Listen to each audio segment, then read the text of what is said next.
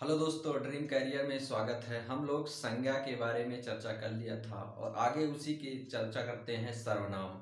अब देखते हैं सर्वनाम। हेडिंग डालेंगे हम लोग सर्वनाम। हेडिंग डालेंगे हम लोग सर्वनाम। देखते हैं सर्वनाम किसे कहते हैं। तो सर्वनाम जो संज्ञा के स्थान पर प्रयुक्त किए जाते हैं उसे सर्वनाम कहते हैं। थोड़ी डिफिनेशन इसकी लिखेंगे। संज्ञा के स्थान पर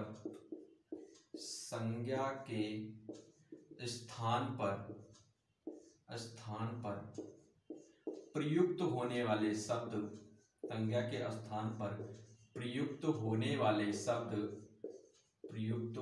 वाले शब्द सर्वनाम कहलाते हैं। सर्वनाम कहलाते हैं।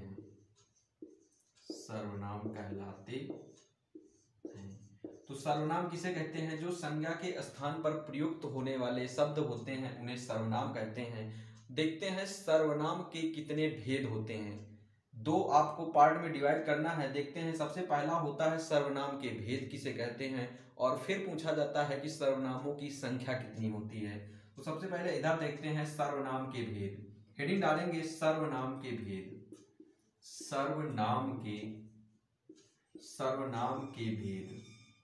सर्वनाम के कितने भेद होते हैं? तो सर्वनाम के टोटल 6 भेद होते हैं। सर्वनाम के कितने भेद होते हैं? सर्वनाम के 6 भेद होते हैं। और पूछा जाता है इसी में कि सर्वनामों की संख्या कितनी होती है। तो हेडिंग बना के लिख लेंगे सर्वनामों की संख्या। सर्वनामों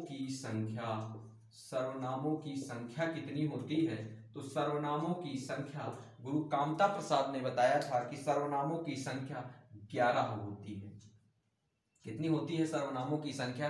11। तो आइए देखते हैं कि कौन से सर्वनाम होते हैं 11, और सर्वनाम के भेद जो होते हैं कौन से हैं। तो सबसे पहले होता है पुरुषवाचक सर्वनाम। नंबर 1 पे होता है पुरुषवाचक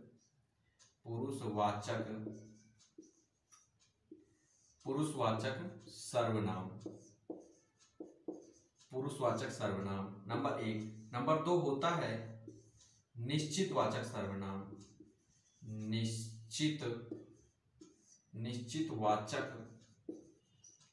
निश्चितवाचक सर्वनाम।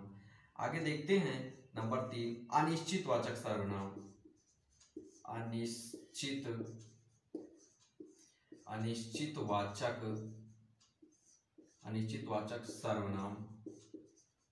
अनिश्चितवाचक सर्वनाम। नंबर 4 पे देखते हैं संबंधवाचक सर्वनाम। संबंधवाचक सर्वनाम।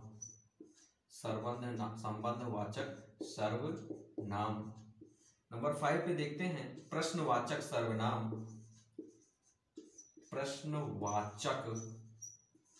प्रश्नवाचक सर्वनाम। नंबर 6 पे देखते हैं निजवाचक सर्वनाम। निजवाचक सर्वनाम। तो सर्वनाम के कितने भेद होते हैं? सर्वनाम के 6 भेद होते हैं। पुरुषवाचक, निश्चयवाचक, अनिश्चयवाचक, संबंधवाचक, प्रश्नवाचक, निजवाचक। और सर्वनामों की संख्या कितनी होती है? 11। तो देखते हैं सर्वनामों की संख्या 11 कौन कौन सी होती है। तो पुरुषवाचक सर्वनाम में आता है मैं और हम। मैं और हम आता है, ये पुरुषवाचक सर्वनाम में आता है। और निश्चितवाचक सर्वनाम में आता है यह और वह। यह पुरुषवाचक निश्चितवाचक सर्वनाम में। और अनिश्चितवाचक सर्वनाम में आता है कोई, कुछ,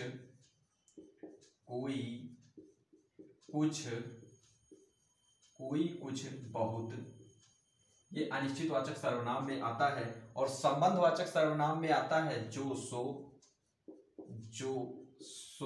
ये संबंधवाचक सर्वनाम में आता है। और प्रश्नवाचक सर्वनाम में आता है कौन और क्या। ये प्रश्नवाचक सर्वनाम में आता है। और निजवाचक सर्वनाम में आता है आप। तो टोटल आपको 11 सर्वनाम यहाँ देखने को मिल गए होंगे। यानी 1 2 3 4 5 6 7 8 9, 10, 11। तो सर्वनाम के भेद ये हो गए 6 और सर्वनामों की संख्या जो 11 होती है वो हो गए ये। तो आई होप आपको ये समझ में आया होगा। आगे हम इसी में चर्चा करते हैं एक एक सर्वनाम की। अब फर्स्ट पॉइंट लिखते हैं पुरुषवाचक सर्वनाम। इसको इरेज करते हैं, फिर लिखेंगे पुरुषवाचक सर्वनाम।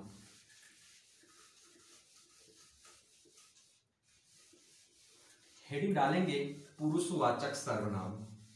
हेडिंग डालेंगे पुरुषवाचक सर्वनाम। हेडिंग डालेंगे पुरुषवाचक सर्वनाम।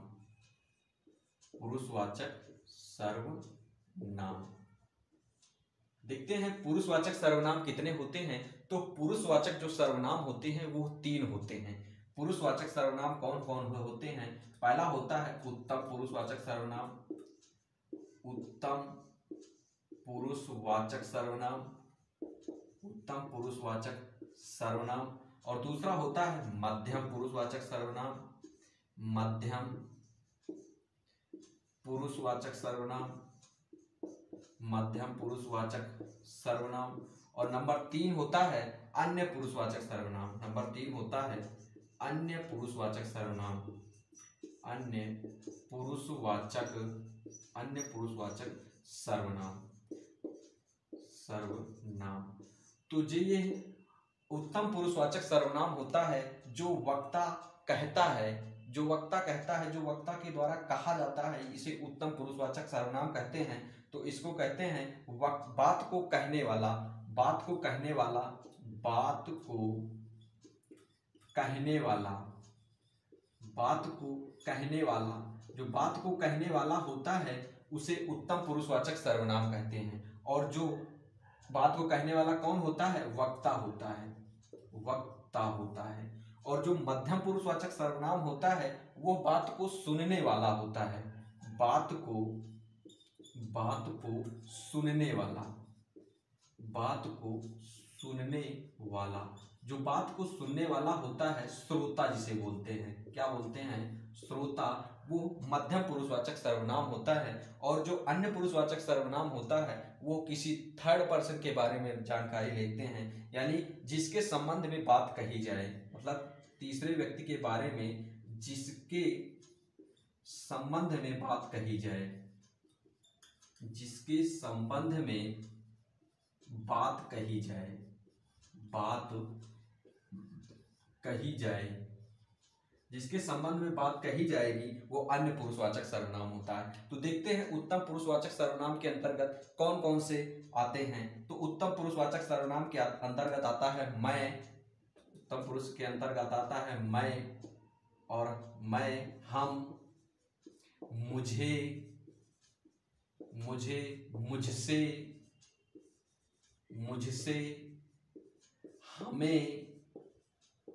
हमें, हमारा, ये उत्तम पुरुषवाचक सर्वनाम के अंतर्गत आते हैं। और जो मध्यम पुरुषवाचक सर्वनाम के अंतर्गत आते हैं, जैसे तुम, मध्यम पुरुषवाचक सर्वनाम के तुम, तुम्हें, तुम्हें, तुम्हारा, तुम्हें, तुम्हारा, तुम हो गया, तुम्हें हो गया, तुम्हारा हो गया, आपका हो गया, आपके हो गया, आपका, आपकी। ये मध्यम पुरुषवाचक सर्वनाम होता है। और जो अन्य पुरुषवाचक सर्वनाम होता है उसे कहते हैं उन्हें, उसे, उसका,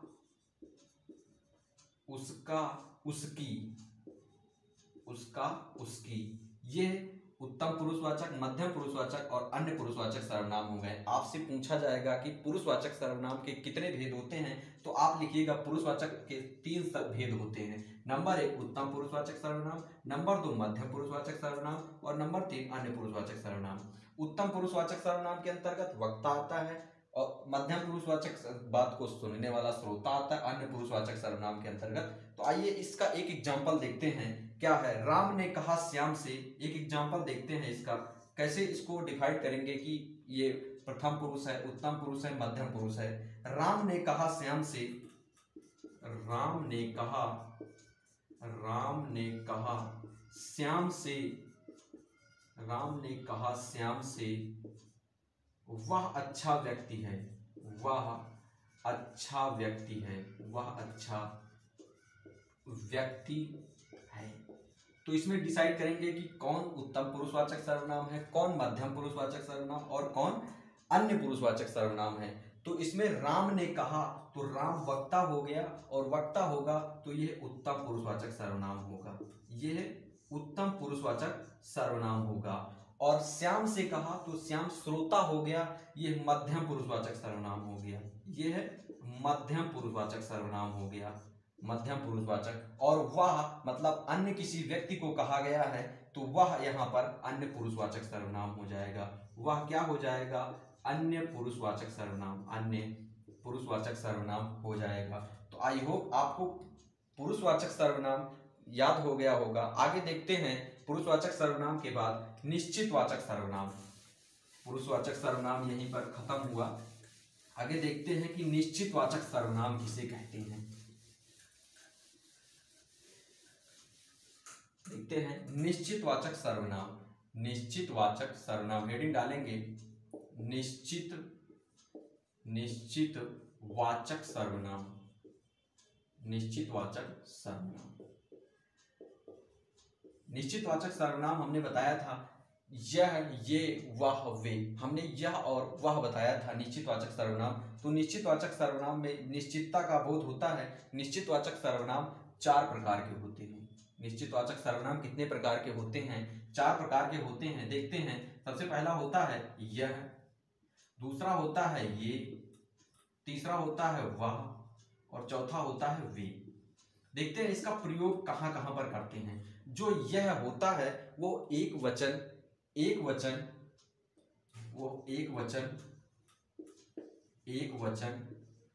और पास की वस्तु के लिए, एक वचन पास की वस्तु के लिए प्रयोग किया जाता है। पास की वस्तु के लिए प्रयोग किया जाता है, के लिए प्रयोग किया जाता है। तो यह पास की वस्तु एक वचन के लिए प्रयोग किया जाता है और ये द्विवचन के लिए, द्विवचन पास की वस्तु नहीं, दूर की वस्तु। पास की वस्तु यानी पास की वस्तु के लिए यह का प्रयोग एक वचन में किया जाता है और ये का प्रयोग द्विवचन में पास की वस्तु के लिए किया जाता है। पास की वस्तु के लिए किया जाता है। पास की वस्तु के लिए, पास की वस्तु के लिए किया जाता है। आगे देखते हैं वह का प्रयोग एक वचन, वह का प्रयोग एक वचन दूर के लिए, दूर की वस्तु के लिए, दूर की वस्तु के लिए। और वे का प्रयोग द्विवचन दूर की वस्तु के लिए, दूर की वस्तु के लिए, दूर की वस्तु के लिए। तो देखते हैं इसका एक एक एग्जाम्पल देखते हैं। जैसे देखते हैं यह राम का घर है, जैसे देखते हैं यह राम का घर है। एग्जाम्पल देखते हैं। एग्जाम्पल, यह राम का घर है, यह राम का घर, यह राम का घर है। तो यह का मतलब पास की वस्तु है और एक वचन है, इसीलिए यह राम का घर है, मतलब बहुत ही पास की बात करते हैं। आगे देखते हैं कि इसमें और एग्जाम्पल देखते हैं। ये मोहन की पुस्तकें हैं, ये मोहन की पुस्तकें हैं, ये मोहन की पुस्तकें हैं, ये मोहन की पुस्तकें हैं। यानी पास की वस्तु प्लस इसका, पास की वस्तु प्लस बहुवचन के लिए ये का प्रयोग किया गया है।